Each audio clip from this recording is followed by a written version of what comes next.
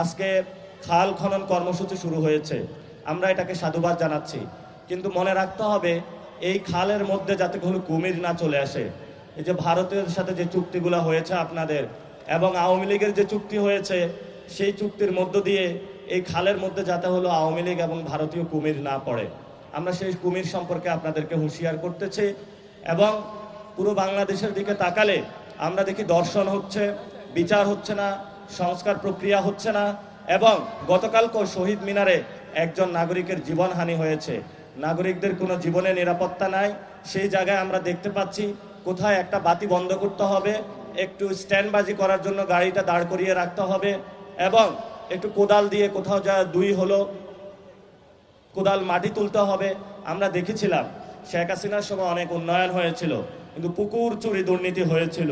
তা আমরা আশা করব এই খাল খনন কর্মসূচিতে যাতে এই ধরনের দুর্নীতির ছোঁয়া না পড়ে এবং কোনো কুমির চলে না আসে, আমরা সেই বিষয়ে হলো প্রধানমন্ত্রীর কাছে আহ্বান রাখবো।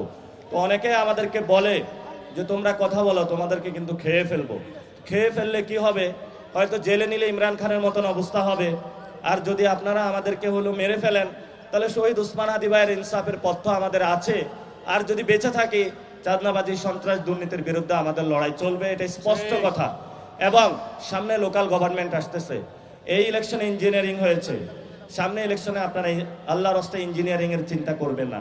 কারণ গণতন্ত্র মুখে বলেন, গণতন্ত্র শুধু মুখে বললে হয় না, এটা বাস্তবায়ন করতে হয়। এই জন্য আমি আপনাদের কাছে আহ্বান জানাবো, আমাদের যে ফাইটটা আছে একটি নতুন সংবিধান তৈরি করা। যদি ওই সংবিধান শহীদের বিচার করতে না পারে, শহীদ ওসমান হাদি ভাইয়ের বিচার করতে না পারে, সংস্কার প্রক্রিয়ার মধ্য দিয়ে না দাঁড়াতে পারে, হয়তোবা খালেদা জিয়ার পথ ধরে এই সংবিধানকে আমরা বুড়িগঙ্গায় ফেলে দিতে বাধ্য হব।